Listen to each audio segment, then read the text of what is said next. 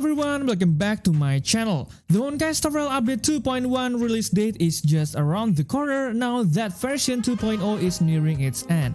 Bringing the next chapter of the Penacony story and the game's first anniversary, players can look forward to new playable characters in the upcoming patch as well. Version 2.1 has 3 fresh faces in store. There's Akron, the mysterious warrior who may or may not be the emanator of an Aeon. There's Aventurine, a gambler from the IPC both clever and reckless. Finally, there is a Gallagher, a member of the Bloodhound family on Penacony with the worldly attitude of a barkeeper. I know, maybe lots of you confused right now which one should you pull, or I might say which one is the right character for you, because each banner on 2.1 update is pretty good. There's Akron, Luocha, Aventurine, and the last one is Jingliu. Each one of them have their own unique abilities, so it's pretty difficult to choose the right one. So without further ado, let's jump into it. As usual, before we talk more about these new characters, let's break down about the schedule of the new banner. Starting on March 27th, with an update 2.1's release, you will be able to call upon the following characters. First banner is Akron as 5-star character and Gallagher, Pilla, and Danhang as 4-star character. The second banner is Luocha as 5-star character and Gallagher, Pilla, and Danhang as 4-star character as well. Third banner is Along the Passing Shore, which is dedicated lightcons for Akron, and the fourth banner is Echoes of the Coffin, which is dedicated lightcons for Luocha. And the phase 2 will begin on April 17 and run for 3 weeks from that point on. First banner is Aventurine as 5-star character and links Luca Serval as 4-star character. The second banner is Jingliu as 5-star character. Third banner is Inherently Unjust Destiny, which is dedicated lightcons for Aventurine. And fourth banner is I Shall Be My Own Sword, which is dedicated lightcons for Jingliu. Okay, before we choose which one is the right character for you, let's talk more about these characters first. Akron may follow the Nihility and gain some bonuses from being accompanied by other units of this path, but she plays more like a destruction character, relying on direct attacks. Unlike any other characters in the game so far, she doesn't have energy and can only unleash her ultimate after reaching a certain amount of status effect stacks. Her techniques can insta-kill regular foes in the overworld, making her perfect for quick simulated universe runs. Next is Luocha. Luocha is a powerful healer as he will automatically assist characters falling under a certain HP threshold and can activate a passive healing field, allowing everyone to restore HP by attacking. This makes him very light on skill point consumption and perfect for aggressive teams. Next is Gallagher. Gallagher is another aggressive type of healer. Though he has a skill that restores the HP of allies directly, his ultimate inflicts a status effect on all enemies which debuffs them and will restore the health of anyone attacking them. He also has an enhanced basic attack which provides healing to all allies if he attacks an enemy under this special status effect with it. Aventurine is a defensive powerhouse with strong offensive capabilities. He can upgrade the shield allies receive from his skill by repeatedly using it. Aventurine gains effect stacks when allies protected by him are attacked, allowing him to unleash powerful follow-up attacks after reaching a certain limits. His ultimate not only deals damage but also debuffs the target. The man's a Swiss army knife and will synergize especially well with other follow-up characters. And the last character is Jingliu. Jingliu is all about dishing out damage, using her skill to gain stacks of ZG.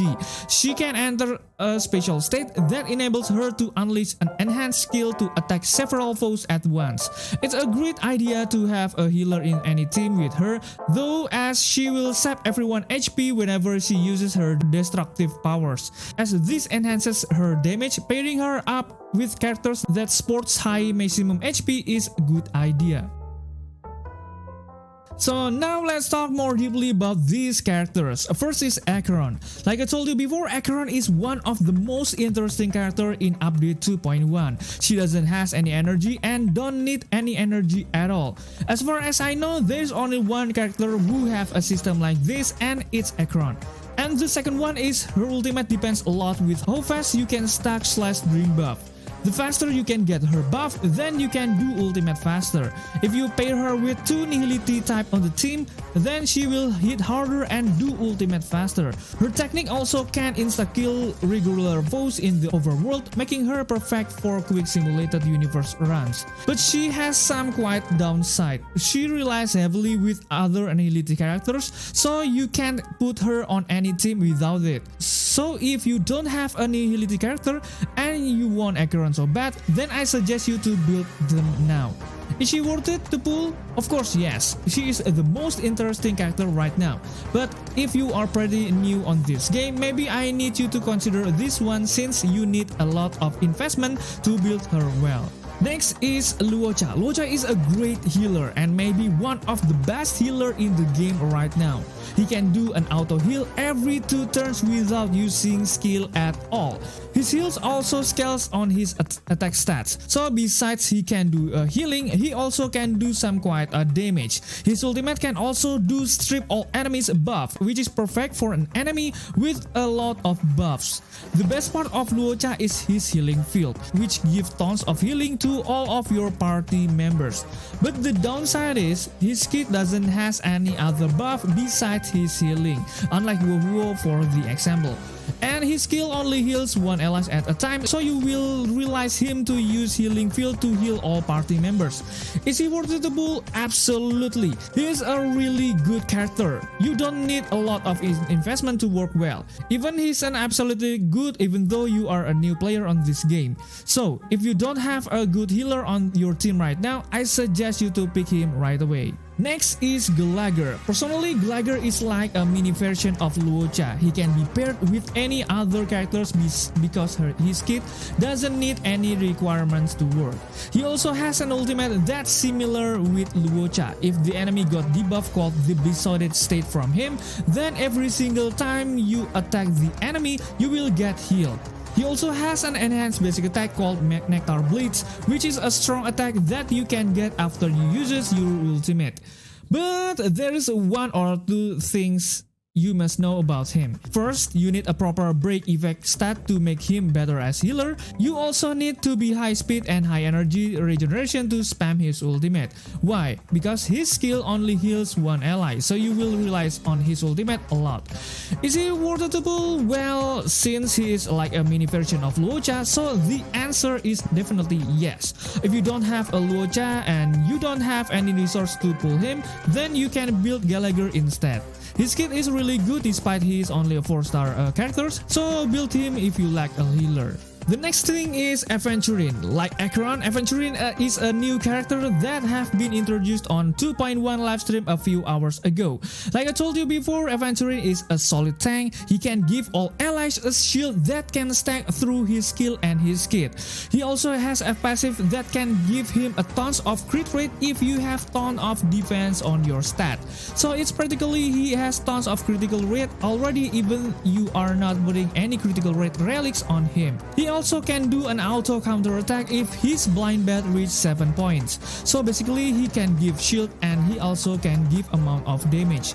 But he also have some downside on him. You need a character that can do a follow-up attacks if you want to use him properly, because a follow-up attack character will recharge his blind bat faster. The second thing is he doesn't has any taunt ability at all. So even though he is a tank, he can protect you through a taunt unlike any other role characters. In the end, is he even worth it to pull? Well, it depends on you. Unlike any other tank characters, apart for the example, his kit is required to have a character to have a follow-up attacks to maximize his kit. Can he be useful without it? Of course, but he won't do much a counter attack without it. So if you think you don't have any other character that can be fit with him, like Topaz for the example, then I suggest you to consider to pull him. The last character is Jingliu. Jingliu is renowned as one of the best DPS in the game until now.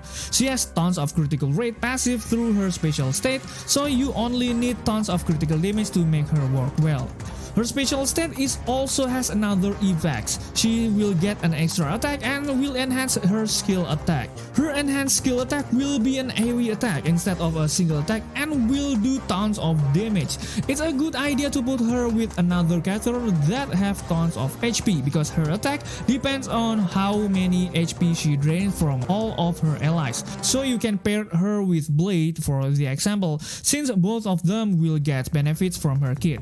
The downside of her kit is you need to bring a healer if you want to put her on your team because she will drain your HP a lot. So do you think is she worth it? Of course yes, she is one of the best ice DPS on the game. Okay guys, what do you think? Which one do you pull later? Of course every single of them have their own unique thing, but I will leave on your choices. Please leave your comment below. Thank you for watching, stay safe, stay healthy, and see you next video. Bye bye.